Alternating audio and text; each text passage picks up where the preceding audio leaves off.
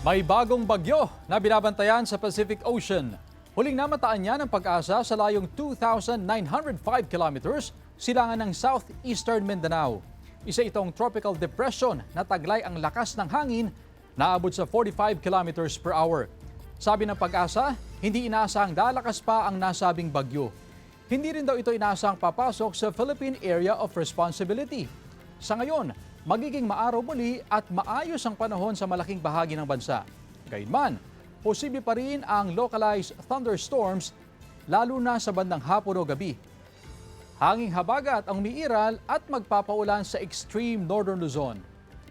Base sa rainfall forecast ng Metro Weather, posible ang light to moderate rains sa iba't ibang bahagi ng bansa sa mga susunod na oras.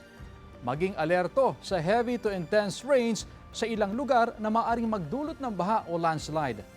Hapon ng Sabado at Linggo, higit na mataas ang tsansa ng ulan sa malaking bahagi ng bansa, kasama na ang Metro Manila.